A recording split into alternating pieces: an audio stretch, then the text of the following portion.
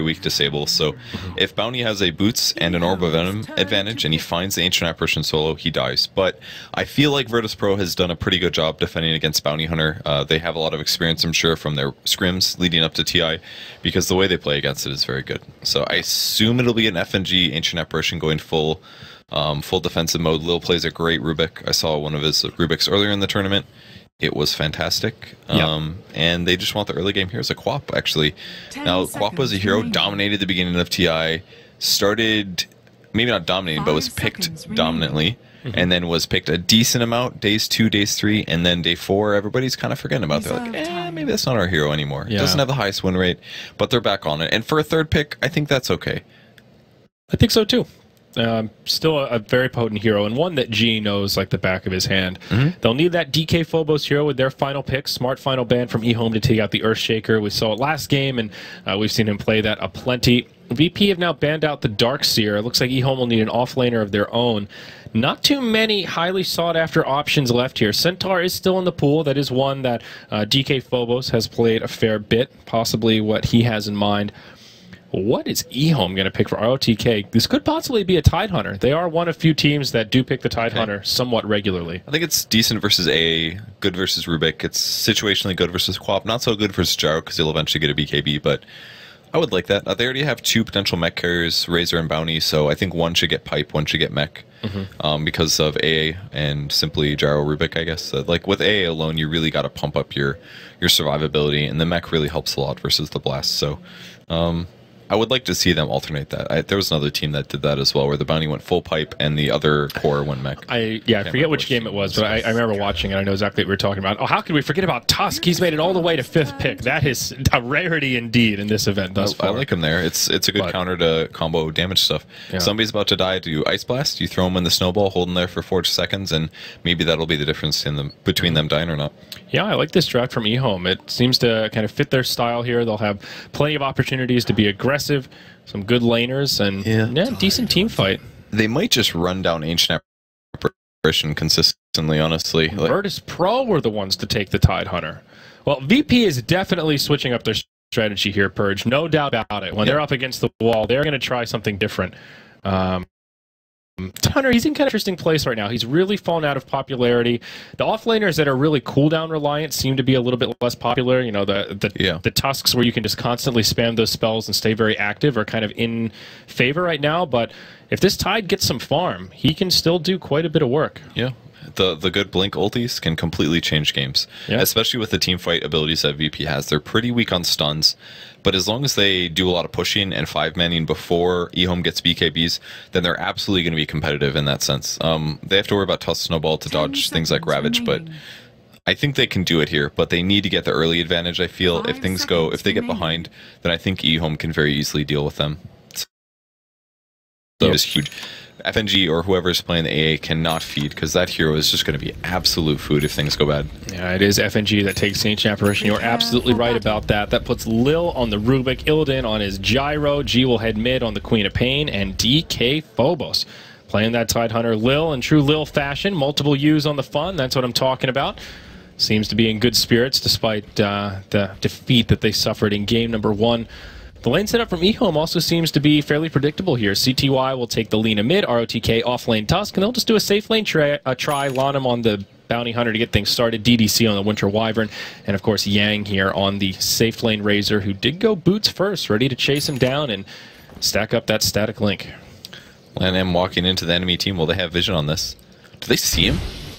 He was pretty darn close. If they didn't. Oh, did they have a dust? I don't think so. I don't see one. That was so weird. They're trying to hide the sentries. They've got him on the ground here. They have extra sentries, actually. Yeah, I think Unless that was a pooled sentry that FNG is now drawn. I am so confused with their... I'm not really sure what they're doing here. I thought they were trying to hide the fact that they had sentries to maybe bait him in, but they are already showing on Lil, so... Yeah, FNG just has a pooled sentry. Okay. Will they find him this time? Oh, on him. I mean, he's pretty far out. Okay, as long as he's far away from telekinesis, he's fine. Man, he actually almost walked within tower vision, or tower sentry detection. That's why I was so confused by that. Yeah. If he wasn't, he was riding that line about as close as you can get. They will put one down to block this camp here. And they'll hold on to the other sentries. They're trying to make LANM think that they actually block this as well. Look, he puts a sentry down because they walked over there. They don't know that if it's there or not, but they may now put their sentry down, and therefore they guarantee the D ward. Oh, very smart. But we'll see. Yeah, there it is, and now they can see it. And look, eats the tango, bam, instant, no contesting. It's just easily dead. Instead of the 4 or 5 hits it would have taken, bam, they outplay him completely. That was super sick. That's really smart. There is still one more sentry ward here on the bounty hunter, so LANM will have one more chance to try and unblock this camp. They didn't get his observer ward either because they used both sentries. But I don't know if they saw him plant. All right, some ward battle here in the bottom lane. FNG, he'll rotate towards the mid. Looks like they already want to pressure CTY, and he's pretty low. G's done a lot of damage to him already. This could be the first blood. There's the chilling touch. Nice Blink to the high ground, and G secures a victory here in the first minute of the game in the mid lane. Nice rotation. I don't know if G or if FNG needed to be there, but what a sick rotation. And it's kind of interesting that A can be a useful gank hero, but it helps a lot to have the mobility. Like Queen of Pain being able to blink forward and guarantee those extra auto attacks. I mean, every hit is 50 magic damage. 2 hits is like plenty. That's so much more damage than you would normally get. And because attack speed is already pretty low in the early game, the time between attacks is large. And because of that, it doesn't become that much of a deficit. VP set up these lanes a little bit differently here, though, Purge. They put Illidan in the off lane alongside the Rubik, and that means DK Phobos will have the safe lane to farm on the Tidehunter. That'll secure him at least some early experience, already level 3, and 5 last hits. This is great as long as Illidan can find some decent farm of his own. Looks like EHOME doing something similar with ROTK now in the safe lane, rotating Yang up to the off lane. That was close. G almost died here mid. Oh. But he gets the sentry down, and he's able to kill the enemy sentry. He was trying to trade hits with it, but then CTY went for the face and almost stunned him, but he blink dodged it. He just always has those reads. He's like, oh, he's going to stun me, blink away.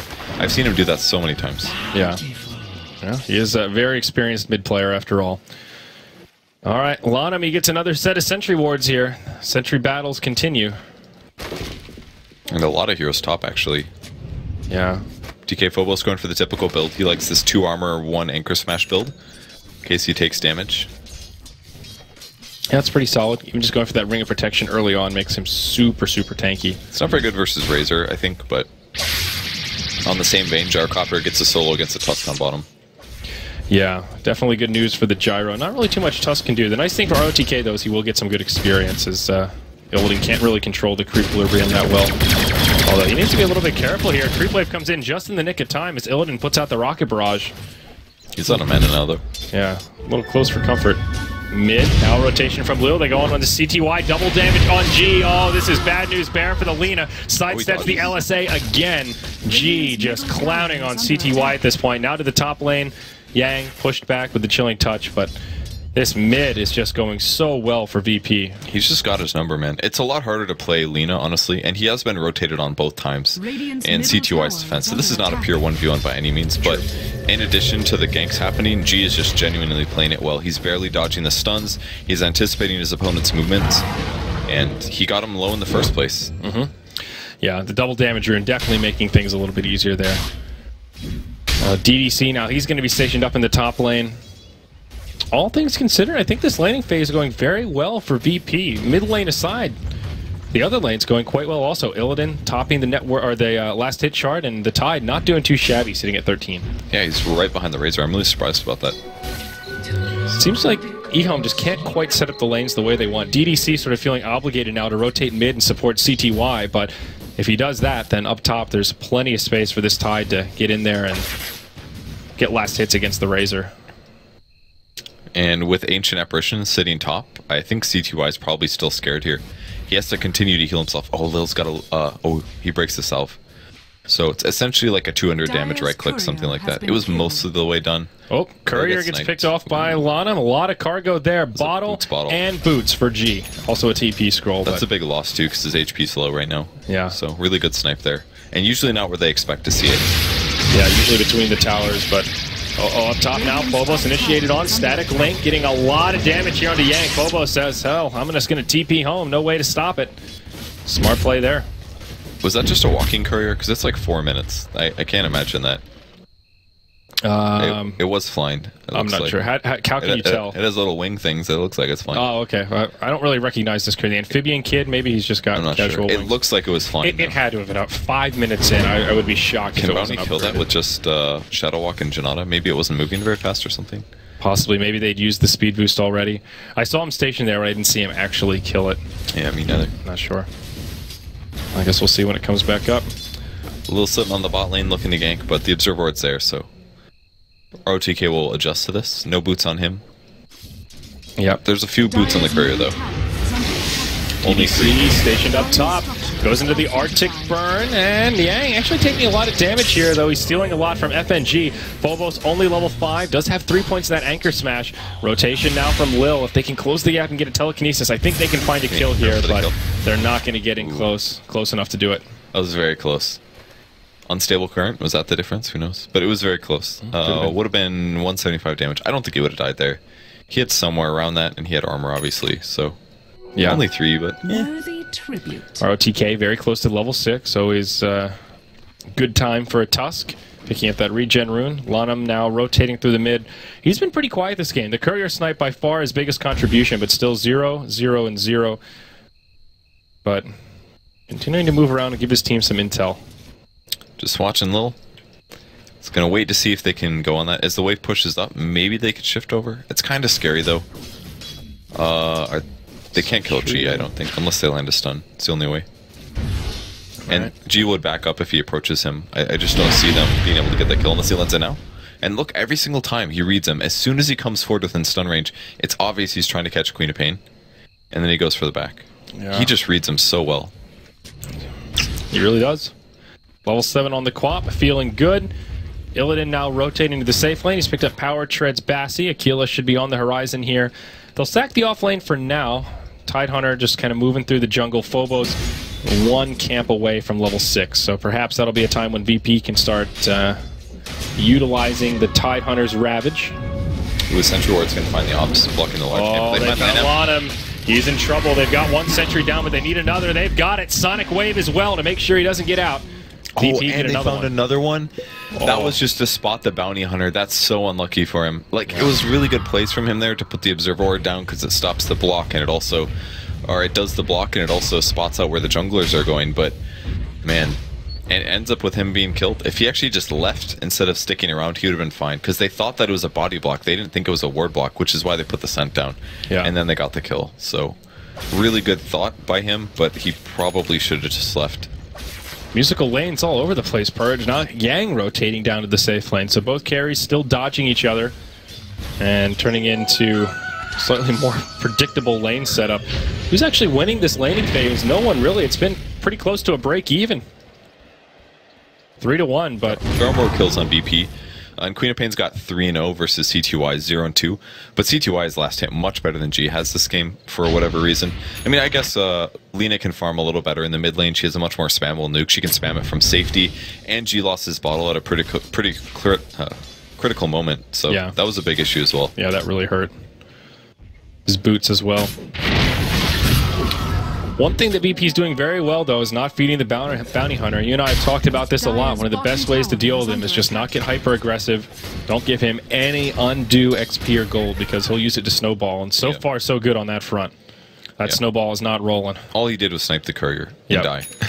Which was huge, but he put some wards down. I mean, he's still doing fine. Honestly, that one death is completely excusable. You will die sometimes when you play bounty hunter. Oh, yeah. And again, that's more a testament to how well VP had been positioning, not overcommitting and rotating these lanes rather than Lanham being out of position. He hasn't really had too many opportunities to find kills yet. I like the build FNG's going. It's the max Ice Vortex build. Just accelerates your team's damage because he doesn't really have super synergy with Chilling Touch. I mean, sure, you could maybe Cold Feet with the Rubik lift, but you already get a pretty value point out of Cold Feet. You do half of the damage with just 1 skill point that you could get out of 4. Obviously, the stun duration is very different, the cooldown is different, but it's a pretty okay skill just to leave at 1, and he's just happy to potentially just drop a Vortex, an Ice Blast, and do his best to stay alive. Yeah, the Vortex scales a little better. It is somewhat mana intensive at that 4-second cooldown, but it just helps your team so much, especially with the Gyrocopter and all the magic damage he can put out. Yep. Very standard build from Illidan this game. Skipping the homing missile altogether. Completely different from what G did in the last game when he was solo mid, as you would expect. And it looks like Phobos will actually be the one to go for the mech. He's got Arcane Boots now, Chainmail. Okay. I think he did this last time. I think it might have been VP that played, tied the previous time, and if it was, they went mech into Blink Dagger afterwards, I believe. I know ROTK has played it once. Tide might have been picked up more than once this tournament, but certainly not a lot. And really not that many rotations since the first part of the game. Everybody's just farming safely. Well, they find a ward here. Sentry comes down from ROTK. Radiant will get a little bit of vision. Lonum still just kind of hanging out here. He's like a mobile ward for now. He's been stationed up on the high ground near the Dire Secret shop for the past minute or so. And they do the pull connect. They will see DDC. It's almost level 6. If he can sap this experience, he'll get it. But he sees 2 heroes. They don't actually have Gush here. Oh, they're going to go for this. Yeah, they burn the Ravage. DDC actually doesn't have Cold Embrace either. So no chance to reset against the Gyro. Not really going to help you out too much anyhow. Nice kill there for VP. It's a Ravage on cooldown, but another kill up on the scoreboard. Yeah, they're happy to trade that. They might have been able to get the kill with just Gush, honestly. But they forced the Ravage out, and that's a fine trade for Phobos. He's just farming now anyways. It's not like he's rushing Blink Dagger. It's so early on in the game that they're not expecting EHOME to just group up and take a free tower. So just put Ravage on cooldown, get some advantage out of it, and it'll help you in the long run. FNG now level 6. Always a big milestone for the Ancient Apparition. Getting that global presence around the map. And can look to set up kills for the Gyrocopter, or maybe even the Queen of Pain if he can connect with one. He would have gone on that if it hit. Yep. Hasted up Lina as well, so maybe not the best opportunity to go for a kill, but doesn't really cost FNG too much. Every 40 seconds there'll be a new snowball flying across the map. So for now he sits in the offlane, will sap experience, get last hits when he can, and he will continue fishing, and that's what they're aiming to do this game, I think. Yeah. He stack with, he did Vortex for vision on the Ancients, and then he attacked it to pull it. But it's already warded, so no stacks going on there, and he's going to realize that immediately. See if he ends up dewarding that. I assume he'll maybe double check, but yeah, smart play from EHOME to try and or to block it out rather. Tidehunter, one of the better offlaners at dealing with ancient stacks. Once he gets at least level 5 or so, levels up that anchor smash. Lanham finds that FNG. Oh, yeah, pushes him back. Rotation here from EHOME. They will get a free tier 1 tower in the bottom lane. VP don't even bother to glyph it. They just let it fall. No defense mounted. Freebie there for the Radiant. Give them a little bump. Very quiet early game here, though. Oops, only 5 kills in 12 minutes. Both teams, as we talked about, a lot on the line here, playing very conservative and yeah, sure that's they really true. Don't give the other any kind of edge. Much more so than the previous game. Like there was a lot of roaming going on. They're just playing completely safe here. They don't want Illidan to get behind.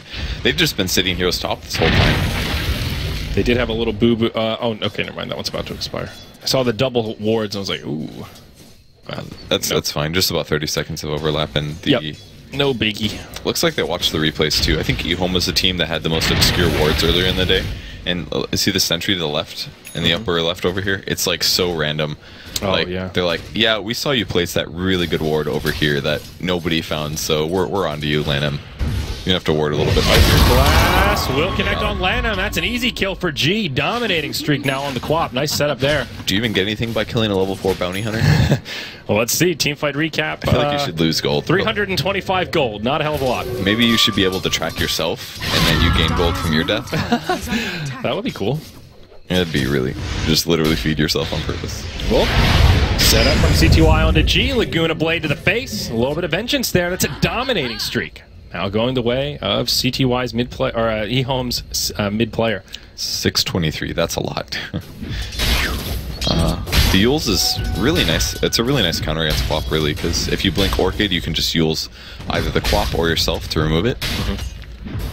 So it's a much cheaper item. The very common Lina early build. So no surprise there. DDC is going to get caught by Lil here. Uses Arctic Burn. That's a slow DDC. And still no points in the Cold Embrace. I guess just the Gyrocopter here is going to be enough to deter him. Ice Blast coming in as well. Illidan now on the run. He's losing a lot of damage from Yang. He just wants to live here. Great Vortex. He will.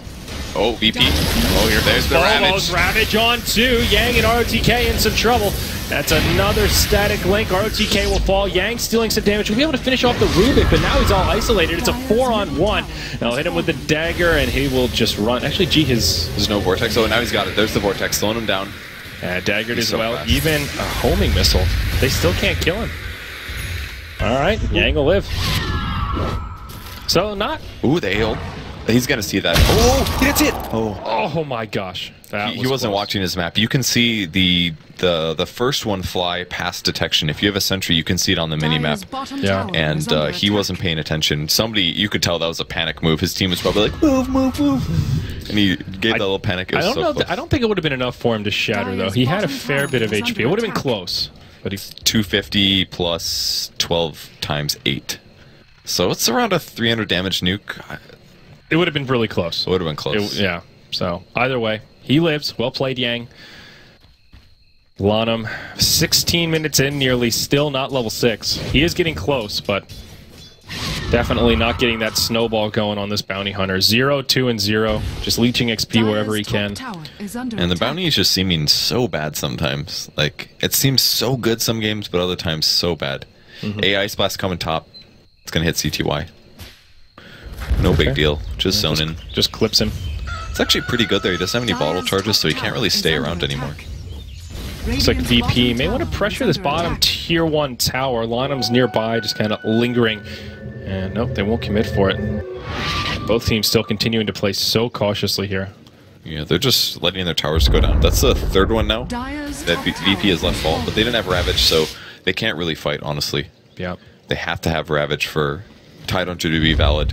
He doesn't even have Gush. I think that's a mistake, personally. The 4th level of Kraken Shell is not worth foregoing Gush. Gush is one of the best points, value points that you can get. They're going to find CTY's invis. Do they have a dust? Yeah, there's a dust. They get him. No Ravage, no chase. AI Splash comes through and he dies anyways.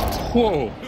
He died strikingly quick there. Now Gush gets leveled up. Yang returns with the unstable current, but now the follow-up is here. They hit it with the dagger, and now they follow up. Tusk with ice shards and blocks them all out. VP have no way to retreat. The ultimate from Winter Wyverns finishes off the ancient apparition. Now Phobos in some trouble. He just barely lives. Tusk as well as Razor getting melted to the wrath of the gyrocopter. Lina even buys back for this fight, but now VP just disengage, and it's a wasted buyback from CTY. It's not the worst buyback, about 600 gold, but yeah, he doesn't get anything out of it. By the time he gets back to the wave, he will have increased his farming utility, but he's going to die another time this game, so that's going to come back to bite him even later. So not worth it there. I just feel like VP, they really need a blink on Tide, because they just can't catch anybody. They keep finding heroes out of position half the time. They just can't get the kill. Like, they had to catch that Lina by using an ice vortex. Like, that is pathetic. You got to go for this, like, AoE 30% slow aura to grab somebody. That's so chancy. AI Splash coming. Almost connects on Lana, but he'll sidestep it there. Did he see him? I'm confused. Maybe he probably saw him. Yeah, this guy right go here. invis from the ward, yeah, and approach that way. Yep. So Ravage is off cooldown now. Phobos is very close to level 11 for a little bit of extra stun duration. Time to party. Smoke from VP, yeah. There we go. Good wards from EHOME. Pretty standard wards, but giving good vision. They don't see them now, though. FNG could Chilling Touch here, but you never know if he'll find something. And it looks like EHOME is afraid. They're doing the group counter smoke or the group hide together strategy. Either way, they seem suspicious with all 5 of VP missing off the map. We see some lines drawn on the minimap here. Looks like they will just rotate through the Ancients. They ward up as they go. This smoke expiring pretty soon here. Looks like they'll just be on a warding expedition unless EHOME walk right into them. I think the sentry might be for if Bounty Hunter comes that way. Yeah. Is the goal. A couple of pings from Razor. I think they're saying go push over here maybe. They're checking Roche not in there. Good. That was a good guess, I think. And the TP now from Quap going bot, so I think everybody's going to go back to playing standard here. Yep. Again, super important game. Everyone on edge here. It's definitely understandable. There's always a difference in playstyle when there's a lot on the line. Like a gun on. Oh, this is the range creep. Oh, that's unfortunate. If they had a blink on Tide, this would be the easiest fight ever. Splash comes in, lands on CTY, the Ravage. It's going to get him barely. He's going to go down. Oh, great Winter's Curse. That's going to keep him stunned. Mech gets popped, and now he's running for his life. CTY still alive. And on the other side, G, he unloads the ultimate, but it only connects onto Yang. They mech through it. G blinks aggressively. That could prove to be a mistake. He's trying to get back to his team. A lot of damage coming his way. The Shuriken bouncing around. It'll finish off Rubik as well as the Queen of Pain. Now VP on the back foot. They're trying to hightail it out of here and cut their losses. Illidan will be able to fly to safety, but a 1 for 3. Oh, this poor Tide Hunter. You saw that opportunity. There could have been a 4-kill Ravage if he had any way to get up there. A blink, a 4-staff, anything. It was almost a completely whiffed Ravage. The mech is really needed in most cases, but this game, they just don't have any other initiation. Until they get a blink on Rubik, they've got nothing. They have no way to initiate. Yeah. If you just blink Ravages there, they easily win the fight. Because he would have called down, they would have done like an Ice Blast on 2 or on 3. The Ice Vortex would have been very accurate because the heroes wouldn't have been moving. Like, I actually think that this is a game where the mech rush on Tide was a complete mistake because it's really hurting them in these team fights there. That should have been a team fight win for VP, and instead it looked kind of even. Well, it's as if he picked up the mech thinking that EHOME would bring the fight to them, but EHOME has just played so defensively that... That's very true, actually. The mech is just... It would have been great if EHOME played as aggressive if they played as aggressive as they did in the last game, but here they just simply aren't. It's unfortunate for Phobos. He's only at 900 gold, still pretty far away from the Blink Dagger. He'll be able to get it at some point, but still has a good bit of farming to do. All right, let's see where EHOME can get some ground in the meantime.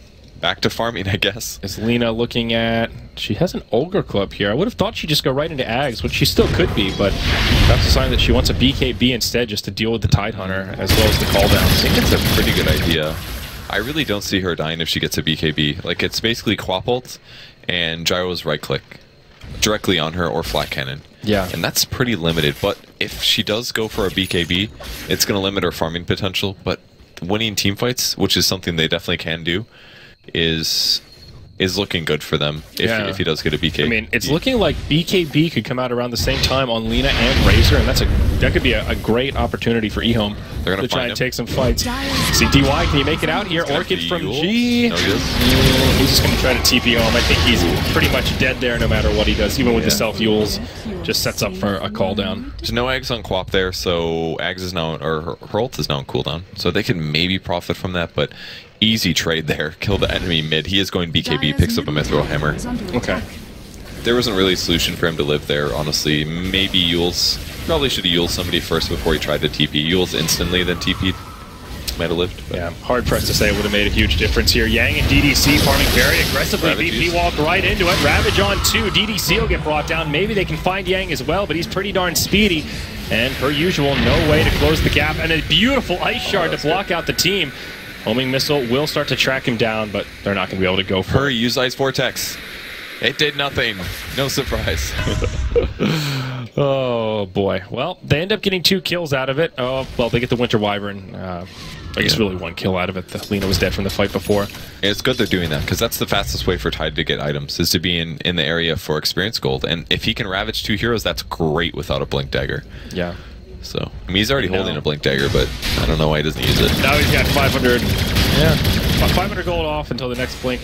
Does he have the Blink Dagger here? Look at it. It's a little cosmetic, dude. It's right there. Is it on his belt? Oh, yeah. It's in his left hand, dude. He's ready. Oh, he's got the... Oh, it's the same hand that the fish is in. I see. Yeah. Hey, dude, just use it. What's the big deal? It doesn't cost mana anymore. You can afford it. It is funny when you see those kind of cosmetics. Like the Kunkka with the Shadow Blade. It's like, wow, he's got a Lothar's already? Oh, wait, no. It's just a purple sword. Bounty Hunter finding the enemy team to live a gem, yeah. He is in the danger zone. They don't have any detection. I don't even see dust. He's got a lot of he's got 1 dust. Okay. Really? Who does? Rubik. The Rubik, okay. And now they get some sentries delivered, but... Spots their heroes, Lanham goes invis, and they continue to 5-man. And this is the time to 5-man, really. The enemy team will pressure them when Ravage is down. Yeah. And Ravage will be up, and still a minute until that baby comes up. When do VP buy a gem? I feel like they could have bought one even already to deal with Lanham. I think they could. I mean, I don't just take vision control. I don't think FNG needs an Axe to be really useful this game. I think he's fine just with his items. As long as he's participating in kills. And it's a different way to play Ancient Apparition, but I think it's an okay way to play him. You just go with your team, you use Ice Vortex, and you really amplify your team's damage. And if your position is good enough, you won't get caught. And there's the BKBs picked up. Lena as well as Razor. Ravage now becomes very hard, and at the same time, Blink is picked up. Yeah, usually Tide hopes to hit that window a little earlier so we can abuse the Blink Dagger before there's magic immunity. And he's doing well, honestly. Like 24 minutes, 2-1 and 4. His Blink Dagger is not delayed, but because he got it after the mech, the other heroes that can farm faster than him grab their BKBs. Yeah. So if they pop BKB and he's only able to ravage maybe 1 or 2 supports, it's going to really change how the team fight goes. Because Tide is pretty bad after Ravage. He doesn't do that much. And against Razor, Razor's still pretty good for damage output. Doesn't have to worry about getting his damage reduced. Yeah. Just to go for his anchor smash, but... Alright, Lana, what's he working on here? I guess he's going to go pipe. He's got a ring of regen as well as a cloak. I suppose it could be a fourth staff. Nope, there's the second ring. So, looks like they will take heed to what you were mentioning, where they split the mech pipe. Pipe in BKBs, and then they don't die. I like the way EHOME are itemizing here, man. I think it's the right idea. And even G's very possibly going to just go BKB. Like, they're playing the full Chinese playstyle right now, which is 5-man and BKBs. They're going to blink forward, they're going to orc it on top of ROTK, doesn't get his blink off, and that looks like a dead hero. Not much the Tusk could do there. In the wrong place at the wrong time. A little bit of space creation, though, for Lina to pressure the tier 2 in the bottom. They will force out a glyph. And it looks like VP won't really mount much of a defense here, except for the Ice Blast. CTY will get nailed by it. But he's got to be a little scared about that. Does he get this tower? Yeah, he's got a lot of reinforcements nearby. They know where he is. They're thinking about blinking forward. VP coming in. Looks like they will choose to defend now. Will they check him on the right? We'll see. CTY hiding in the tree. I'm taking a look at Dire Vision. They keep pinging there. They know he's over there. Yeah. If they blink on top of him and he just dies. Ice Shard scouted out. Oh, they're still pinging like crazy. I don't think that was his team. They're saying, get out of there. Run. Yeah. Run. They do deward the ward. Do they have a gem now? They do. It's a gem on FNG. Great purchase here. Okay. He's gone for some stat levels as well. 2 currently, just to increase his HP without needing money to be able to do that. And instead, translate the money into the gem. Value points in Cold Feet and Chilling Touch. Max out the Ice Vortex, then just go all stats after that. So very, very good build at this stage of the game. I kind of like the Arcane Boots. Normally, I'm a big critic of Ancient Apparition Arcanes because he doesn't need it to get a big mana pool. But in this case, he's really there to spam the hell out of Ice Vortexes. The slow's big, it's 30%. These things last for 16 seconds and they're on a 4-second cooldown. You can get up to 4 down in a battlefield, and if the fight is fairly static, that's a huge deterrence to your opponents moving and chasing after you. It's kind of like a counter to track, really, if you think about it. Yeah, that's a good point. EHOME grouped up as 4 in the mid lane here. They don't have their Lina with them, but they see Illidan. He is tracked. Ice Shards fall a little bit short. No blink in sight for Rubik. No. So his positioning is a little tough still. Yeah, he's pretty broke. Both the supports on the Dire side having trouble farming here. It's because they're 5-manning. Yep. There's only so much you can do in these positions. But a smoke from EHOME. And a BKB picked up by the Gyrocopter. So I think VP's okay with this fight then. It all comes down to who initiates first. If it's a Blink Ravage, their team's a little spread. There's the initiation. Blink Ravage, and he does. He catches 3, but not the best Ravage. Yeah, all the BKBs are on here. Illidan now, he's the victim of the winner's curse. Snowball across onto Will. ROTK still alive, but maybe not for long. Sonic Wave from Quapper on the backside will finish off the Bounty Hunter. Ice Blast comes in to connect on a few. ROTK will get shattered by G. His BKB still on, though, about to expire. Oh, he's in trouble. Yules to set up. CTY connects with the LSA. The damage is there. It's a 2 for 2. EHOME getting some cleanup as now Illidan going in. The plasma field doing some damage, but a buyback from the Queen of Pain. I like this a lot. He can clean up big time. Going after Razor. There's the anchor smash first. Gush in 3 seconds. I think there's no way that Razor escapes this here. LSA though. Phobos needs to be careful. Now in comes G. Looks like the Winter Wyvern was able to TP home. Nothing G could do about it, but will jump onto Yang. Finds the cleanup kill there. So a long extended fight, but it looks like EHOME get the big net worth advantage because of that buyback on the Quap. Now he only gets 40% of the gold that he would normally get there. All gold earnings reduced by 60%. So despite it saying 600, he only got a little of that back, but it does still give them some space on the map. I thought he might be able to get more than just 1 kill there, but it seemed like he went south when he bought back. He did. He went for the Winter Wyvern. I didn't follow my camera on that side, but he was following Winter Wyvern who TP'd out. So yeah, so that's a pretty big mistake there. I'm guessing that he used Glimmer Cape or something like that, but he wasn't able to get the kill on that, and because of that, he lost the other 2. Okay. So things resetting a little bit here. 9-17 as VP gets some more kills up on the board, but only about a 1,500 net worth lead and experience. That's for EHOME, pardon me, and a small experience lead for VP. Still a very even game, all things considered. Only Tier 1 towers have been destroyed, and only on the side of VP, actually all towers still standing for EHOME. Yeah, I think that fight was just a little sloppy for VP. I think DK Phobos reacted to it correctly. Someone's initiated on your team, you immediately need to blink where you think the rest of their team is, and you need to Ravage.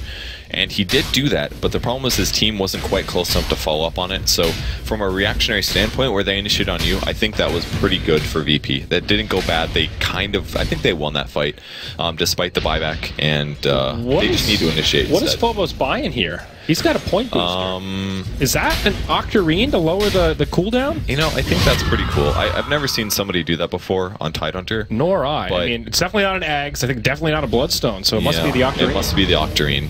Certainly not a Scotty.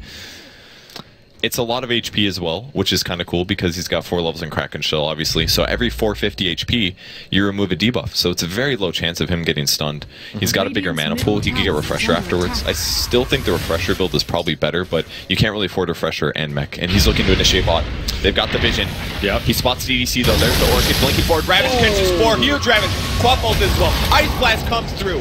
But the Snowball, it resets things. They're all still alive. Yang with the BKB on. Will try to press forward here. Now they all come out. Somehow, someway, EHOME and everybody's still up. They're going to go back in onto Phobos. Yang in the front lines. Very tanky still. They bring down the Tidehunter first. CTY, maybe just a little bit too deep. Taking a lot of damage, but will BKB. Now G with his BKB on. Focuses on the Yang. The Snowball helps reset again. Locks it in place. There's the Walrus Punch. It's Virtus.pro on the back foot. Somehow, Purge. How have EHOME done this? They're going to chase down Will. They'll get yet another track kill. It's a 4-0. No one dying on the side of EHOME. No buybacks deployed yet. G, the lone survivor for Virtus.pro. I can't believe that happened. It was all the Snowball to reset. Yeah, it actually debuffed the AI Splash. It might hit a couple.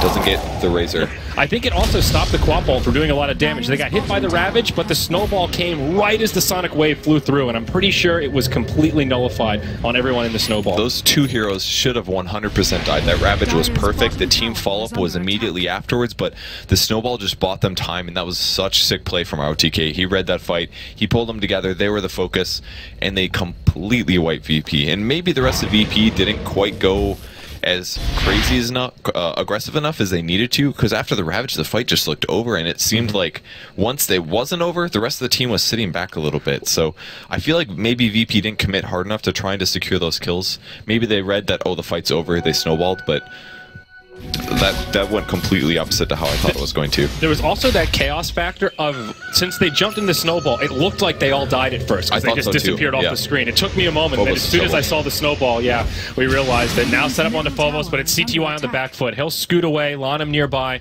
and they will be able to live. No Proclamo. But yeah, it's just those weird little visual things when you just go, wait, what happened? And if that happened to us, surely it happened to the players on VP as well. Tusk barely blinking back as he gets hit by the Ice Blast. We'll try to TP home, and yeah, G's got no way to interrupt it. Okay. If he didn't get that blink off, if that A ult would have hit a second earlier, he would have had that kill. Yeah, definitely. I think so. With Orchid and a couple nukes, no ult obviously, but would help a lot. He's about half the way towards his Aegis. Actually only needs about 1,200. Once he grabs that, he's going to be using his ultimate a lot less conservatively. Yeah, so Bounty Hunter, he does have a Hood of Defiance. I think, didn't he already pick up 2 rings of regen? Where the hell did they go? He did. Alright, Ravage is up though, so it looks like VP's going to fight here. They need to do call down after Ravage, that's going to help a lot. Okay. Quap's showing right now. They'll see if they reach forward on it. So this is dire vision right now. They've only got 1 ward around the Roche pit. They ping out the Tusk. That's the only one they see. The rest of EHOME hiding in the tree line here. They will break the smoke. Yang in the front line. Oh, he's got the BKB on. Winter's Curse onto Illidan. It goes right through the BKB. This Gyrocopter's in a lot of trouble. Rubik dives off to the backside to CTY. Now Illidan down for the count. He has a buyback. Ravage comes out from DK Phobos. It'll get the Tusk, but there's just no follow-up. It was too defensive. They can't interrupt him on the TP out. He'll live, but G caught by the LSA as he tries to blink. A track kill. Can they get another one? Nope, he will just barely live unless they can chase him down. Yeah, he's going to be fine. Okay. All right, welcome mainstream. Hello, this is a seriously important game if you guys haven't been paying attention. Both of these teams are fighting for their top 4 spot in Group B. And it's a close one. EHOME looked very strong in game number 1. And here in game 2, VP fighting for the top 4. This is what it all comes down to, Purge. It's been a very close game so far. EHOME just recently pulling far ahead. Ice Blast will connect on the Roche pit, but VP just can't contest this. Ravage is down. Sonic Wave is down. This will be a Roche going the way of EHOME. So yeah, very even mid-game. Pretty quiet farming until the recent bout of team fighting. Pipe on the way. We'll take a look at the items here just so y'all can get acquainted with the current state of this match. You know, if you missed the last fight, what basically happened was CTY came from far behind in the team fight, and VP was looking for the other main group. If they would have been able to spot CTY first, they could have just completely blown him up to start things off. Bobo's getting spotted in the jungle, actually. This is pretty dangerous because the rest of the heroes are semi in the area. Can't get there in time. No, it's such short range now. Yeah. It's very difficult to get in range. CTY fishing as well in the mid lane. He's the one carrying the Aegis now, so not afraid to be a little bit aggressive if an opportunity arises. He's got so much farm. 4k gold plus his Aghanim's. Wow. So he just solo killed the Rubik very, very easily earlier. But the problem is that both teams have been playing super safe 5-man the whole game because neither of them wants to lose this one. And because of that, Lil has much less items than he normally does. Yeah, look at this Rubik. He's got Urn, Arcane Boots, and still no progression towards that Blink Dagger. Very unfortunate for him. The Ancient Apparition in a similar state right now. They're at the bottom of the pack for net worth by a pretty big margin. They've been holding steady, whereas for EHOME, both of their supports have been on the up and up. A lot of that coming from the track goal. Yeah, I'm sure that makes a big difference there. VP going to try to take at least tier 1 tower here before they back off and go for the Rax defend. They don't have Ravage yet. 16 seconds cooldown on that one, and EHOME's happy to go high ground. All right, there is no Glyph either on cooldown for another 20 seconds. It's going to get solo killed. Trouble. Can they finish him off? They can. He does have a buyback here. There's Soul Laguna, though. Uh-oh. 950 magic damage. That's going to be a huge thing to have in the next team fight, but they may realize it was stolen as well. We'll see if they adjust their playstyle here. They'll mech up. They go right back onto the tower. Glyph up in about 5 seconds. Illidan may need to burn the buyback here. Ravage is also cooled down. Refresher picked up by Lina. Great pickup. Oh boy, this is scary. She doesn't have the mana pool to use it quite yet now. Oh, it's way back at the base. Never mind. They won't need it for this siege. Tower's gone down. They've got the Glyph now. VP can still make a hold here, but do they sack the barracks and not use the buyback? Ravage completely went from Phobos. Oh no! It's a disaster from Virtus.pro. Now comes the BKB for Yang. Side way from Quap. Oh man, they just shredded. This is scary. CTY goes down, but comes right back to life. This should be at least a lane of barracks for EHOME. That was not the time to whiff the Ravage. Oh He pressed it before he blinked. I looked down and I don't think there was a damage source that hit him or anything. No, because it was Bounty Hunter kind of close to him, but he has no way to do damage from that far away. We saw it from Ohio earlier, just not shift queuing properly on his Earthshaker. It's very similar style. It just happens occasionally. But it's such a small thing because if he hesitates a little bit after he blinks, then they have a much better chance of getting their BKBs off. They did still kill the Aegis on Lina, but you just can't make that mistake. It's such a big mistake when you're defending. Okay. So anything else here progression-wise? Phobos, I guess worth mentioning here to all the new viewers joining us that he has a soul booster probably working towards the Octarine core. Not a build that Purge or myself have seen on Tidehunter, but a very interesting idea to lower all these cooldowns. And he was doing much better before, which was part of the reason that it seems like such a terrible item now. You're like, why would you build that? It costs like 6,000 gold on a Tidehunter. You could have just gotten Refresher. Well, I mean, you can disassemble the Arcane Boots. That part's pretty cool, but you don't really have the mana to do Mechanism and Refresh, because Mech is a huge percentage of your mana pool. So he was doing very well before. VP was winning their team fights, but just a couple clutch snowballs coming from ROTK, and EHOME's in a big advantage now. Yeah, they were trying to set something up in the bottom lane here with G hiding in the tree line, but the Ice Blast will fall a little bit short. Also, another big item pickup for EHOME here. Lanham picks the Pipe of Insight. Finally gets it completed, so now more magic resistance, and they have something to deal with the Ice Blast and this Ancient Apparition, who's still no progression towards an Aghanim's. Hanging on to the gem for now, but that damage is really not scaling so well here, Purge. I don't even know if that's that big of a deal, though, because they all have BKBs at this point. Their cores do, at least. True. Lina and Razor, like, the Pipe was something we theorycrafted at the start. Like, wow, Pipe is really needed this game. But as it's going now, their disables are weak. They're basically reliant on a Ravage on 5 heroes to really guarantee the kill. And you can BKB that most of the time. These top-tier players are going to see the blink coming. He'll blink in, they're going to pop their BKBs. You know, at most, you'll stun 3 heroes. But you need to get all of them and get the follow-up damage for them to have a fighting chance in this game if they don't have the chain stuns. And they don't. They don't even have a blink on Rubik. He's just got a cloak. Yeah, they've also got a Shiva's now on Yang's Razor, so more item progression on that front. 1,500 gold on the Tidehunter. Still a little ways off that Octarine core. Looking for other items here, and not much has progressed except now a Blink Dagger on Lina. Can't forget about that Refresher that she's picked up. I'm not even sure if it's been shown to VP yet. Well, now it has. Yeah, it wasn't. I think she'd been farming a creep wave a couple times. We'll have to deal with double Laguna. I like this build a lot, actually. It's very common on Quap as well. You go Ags Refresher to get the double ult. Maybe a bit too mana expensive on Queen of Pain, but on Lina, especially if you have an Ags, man, that's double pure damage. You can do almost 2,000 pure damage to any hero. Any hero that he gets within range on, he can just be like, pew pew, and then they die. Yeah, definitely. EHOME, they're poking here. They want to take a fight, but they just can't find the right angle to make it happen, and they're still scared to charge up the high ground. Lina just used her refresher. What? Oh my. He swapped his treads positioning, and he was trying to tread switch. Oh my. That's a mistake. Well, at least VP didn't see it. I guess that's the one silver lining there, but... That's like he has 5,000 less net worth just now. Yeah. That is such an incredible mistake. Now he can only pew once. Yep.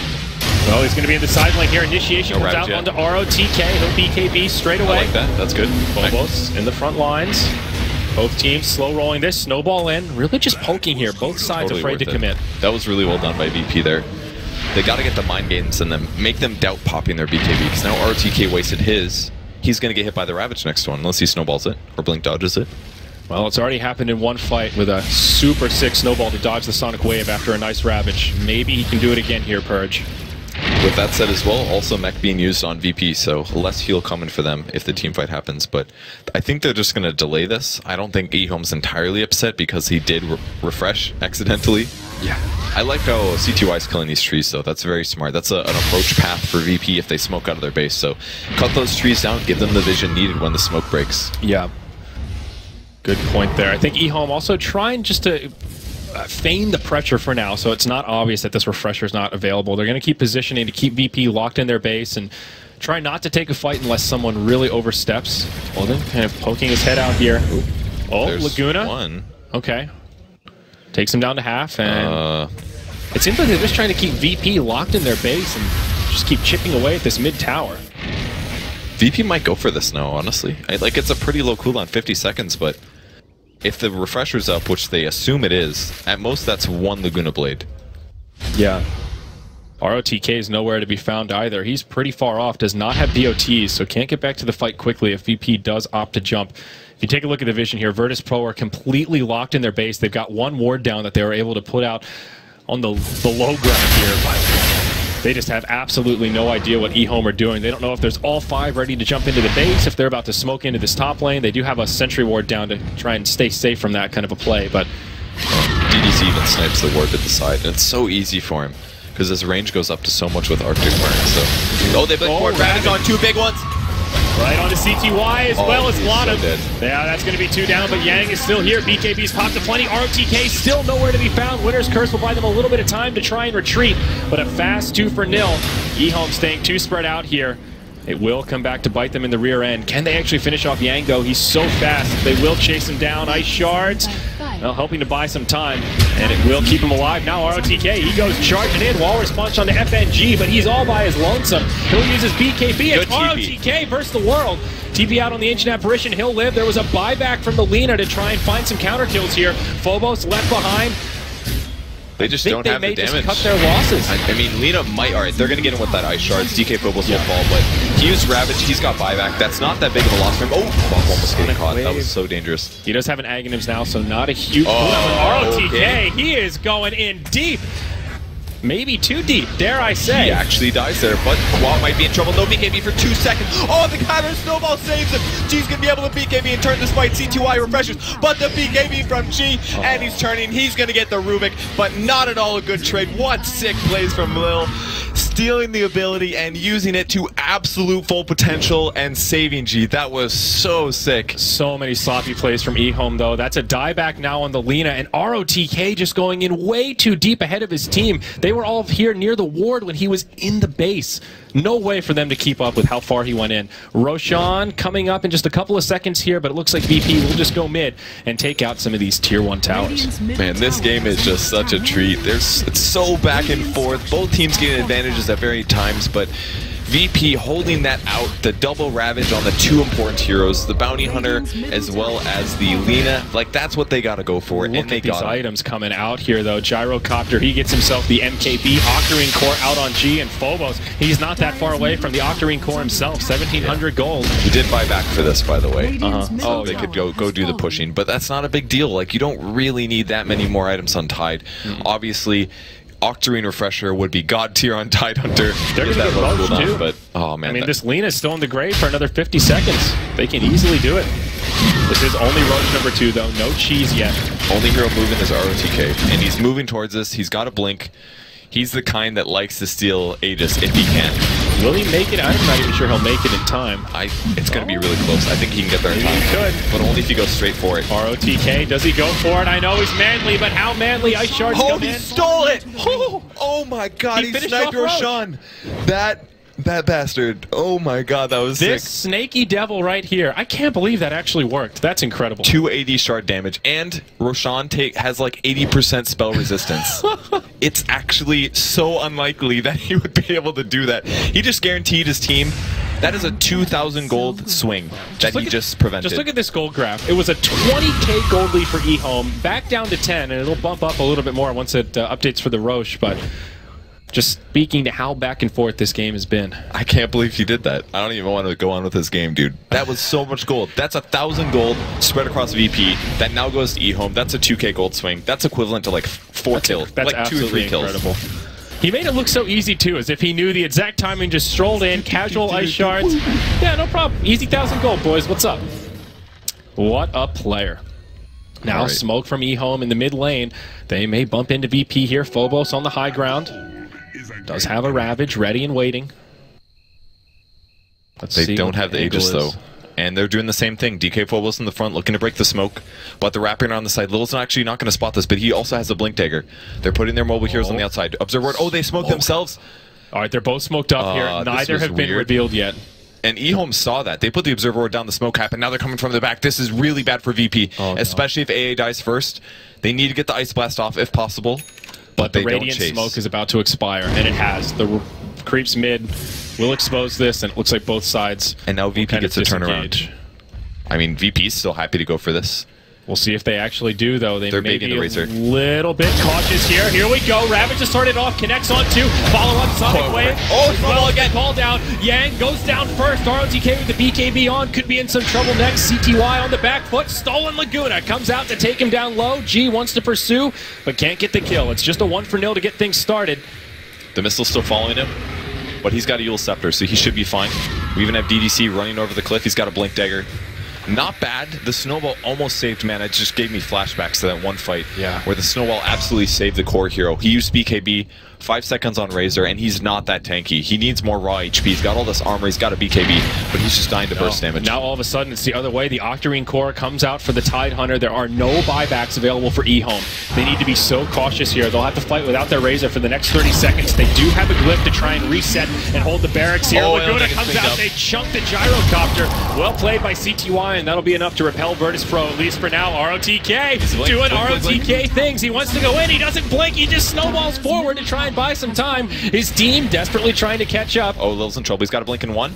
Blink. Oh, he gets hit. He's dead now. LSA will connect. Walrus punch as well. Down he goes. FNG will come forward here. Oh, Sonic Wave from G connects on 2. FNG low, but the mech buys him some time. Snowball reset once more. All across right into Phobos. That'll finish off Lina as well as the Winter Wyvern. Now, ROTK left behind. There's a gem on the ground, but he's in a lot of trouble. This Radiant team crumbling before our eyes here. You'll see Lane now because they got the gem, and he's going to die as well. Buybacks aplenty coming from both sides. 2 from VP as well as 2 from EHOME. They want to push the advantage here. They can't outplay them here. It's just a Razor. AI Splash comes through. It's going to miss the mark, but they're still chasing. Gem on the ground. There's the Gush on top of Razor. I don't think they're going to get this kill. They actually go for it. There's the call down. Flat Cannon. Creeps are dead. Rocket Barrage now. He's at half HP. Pops the BKB. G goes in. He's got his ultimate. He can also lifesteal from the Octarine Core if he does want to plop his ult down. Now the barracks, there is a glyph here. EHOME will hold it for now. Lena will be in the grave for 50 seconds. No buyback available, coming on cooldown right around the time she'll respawn. Now the glyph gets used. G trying to zone them out while his teammate goes to work on the barracks. Creeps pushing into the base on the dire side. Oh my gosh, they've lost all their tier 4 towers, Purge. Their throne's exposed and it's been taking damage. We're top tier observers, guys. Oh man, Illidan in trouble. Taking a bunch of damage here, getting damage susceptible. AI Splat's gonna possibly turn things out. It hits on the Razor, might drop an ultimate. No 5-second cooldown. There's the Ravage actually catching 2. He's getting low. Razor at 700. Here comes the Quap. She's gonna ult this. Pops BKB just in time. Will it be dead Razor? He does end up going down. Great initiation from DK Phobos. And G, he'll stay alive for now. Now a buyback from the Razor. G needs to be careful here. He definitely does not want to die. They will get the kill on the Tusk, and now they retreat. VP secure the barracks. They head for the hills. They'll get back to their base to find their throne at about 60% HP or so. Now BOT starting to come out. Buybacks, a lot were used there, Purge, but there are still a few available, both on the side of Virtus.pro. My gosh, what a game we've got on our hands here. Quap is doing so much damage in these teamfights, and it's really because EHOME's lacking damage. They only have, like, Lena, really, that's a major threat. The Razor is an issue, but it takes him a lot of time to ramp up, and most of the time the Quap can just run. And on the other side, you've got a mostly utility Tusk, you've got a Bounty Hunter that's entirely utility, and Winter Wyvern can't really do that much damage by himself, so Quap is just life-stealing constantly. Every time he throws out a Shadow Dagger, he's getting 25% of that back. And that's a 3-second cooldown. And he's getting right clicks, and he's Scream of Painting for lifesteal. He's actually just a tanky, magic nuking monster right now. And he's going for a Hex next, and once he grabs that, another low cooldown, high utility item. That's the power of the Octarine core at this stage of the game. Lots of gold indeed. Roche still a while before that 8-minute timer comes up, and we see see who is able to claim the Aegis as well as the cheese. Now the refresher on the way for the Hunter. He's picked up the recipe, and that first ring of health still has a little ways to go. And at this point, pretty much everyone needs to pull for buyback. So unless your buyback's on cooldown, you need to be very cautious about that unreliable. This Anchor Smash Octarine core is actually pretty cool, because he lifesteals every time that he Anchor Smashes. It's not a huge amount of damage because it's physical and it's getting reduced by armor and stuff, but still kind of a cool little idea to make his hero go a lot farther in teamfights. He's working on the refresher, by the way.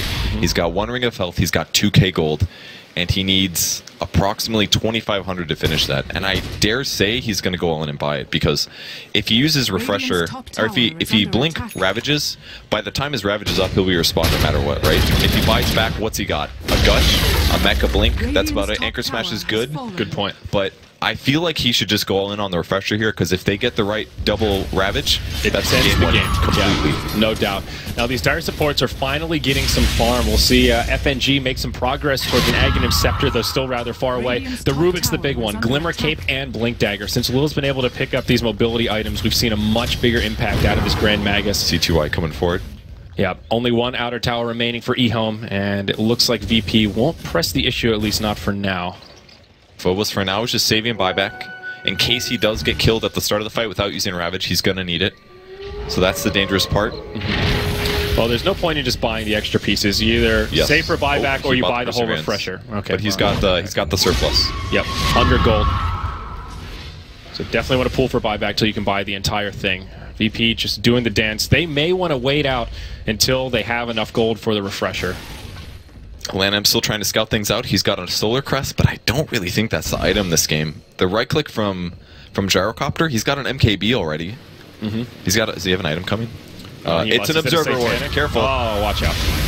Oh, G, very far forward. EHOME, maybe thinking about initiation here. Looking at Dire Vision. They don't have a hell of a lot. It is nighttime after all.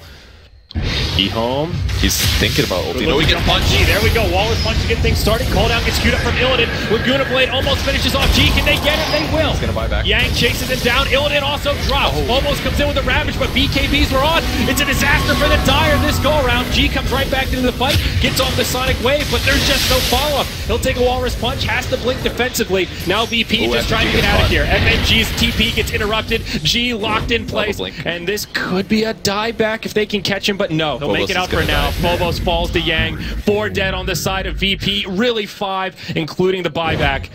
And this could be it. Have EHOME finally done it here, Purge? It's nearly a 10,000 gold swing.